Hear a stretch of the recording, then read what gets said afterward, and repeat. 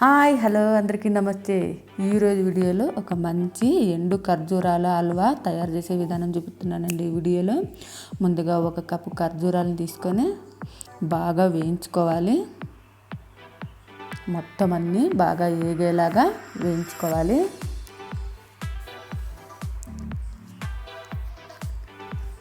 ఇలా మొత్తం అంతా వేగిన తర్వాత స్టవ్ ఆఫ్ చేసేసి ఒక గిన్నె తీసుకొని అందులో వేసుకోవాలి ఖర్జూరాలని. ఇప్పుడు ఒక చాకు తీసుకొని ఖర్జూరం కట్ చేసి అందులో ఉన్న విత్తనాలని బయటికి తీసివేయాలి.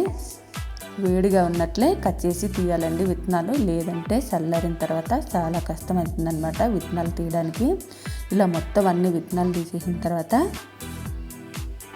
ఇందులోకి ఇప్పుడు ఒక కప్ వరకు వేడి పాలు వేసి బాగా నానబెట్టాలి. ఒక 15 minutes వరకు నానబెట్టాలి. ప్లేట్ మూసిపెట్టి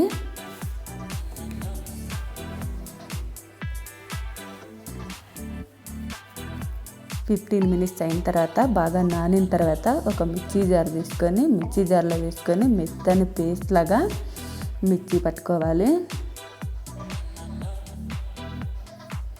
తర్వాత ఒక కడాయి తీసుకొని ఒక 4 teaspoons నెయ్యి వేసుకొని బాగా కరిగిన తర్వాత నెయ్యి అంతా ఇందాక చేసి పెట్టుకున్న ఖర్జూరాలను పేస్ట్ని ఇందులో వేసి బాగా మిక్స్ చేసుకోవాలి.